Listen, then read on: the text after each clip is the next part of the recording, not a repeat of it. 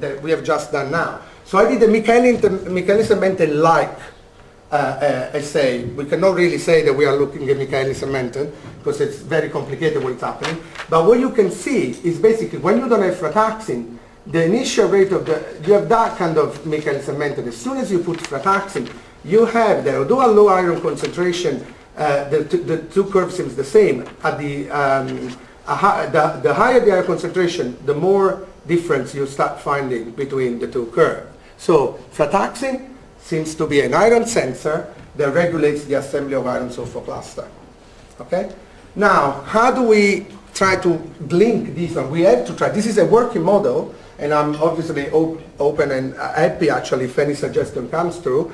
But we would try to link the model to the disease. And what we think is happening basically is this.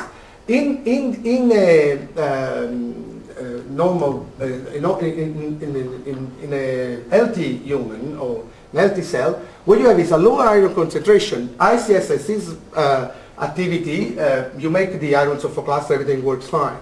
But as soon as you add iron, okay, the enzymes speed up, as you have shown you. So now, but the quantity of iron, of apoprotein in the cell is not changing. I mean, the cell has to make 10 micromolar, 10 molecule of iron-sulfur cluster a minute. That has to be, because the iron doesn't mean that the apoprotein is increasing in quantity. So frataxin is only saying to the enzyme, now you are independent of the concentration of iron. Don't care how much iron is present in the cell. You have still to work 10 macromolecule, 10 molecule of iron-sulfur cluster at a minute. And in fact, when you don't have frataxin, what happens, we believe, is that then the enzymes speed up.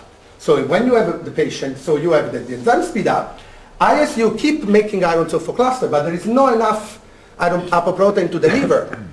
So because for the instability of the iron-sulfur cluster binder ISU, we know that it's very unstable, this probably detach very easily.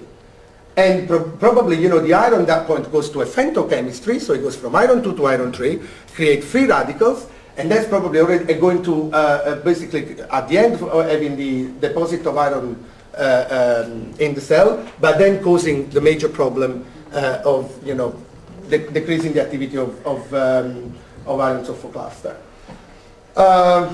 So that this is basically Annalisa group where I work, and the other people that have done the helped in the work, and these are the collaborators.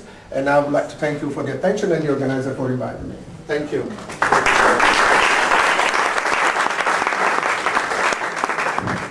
Okay. Questions for Salvatore?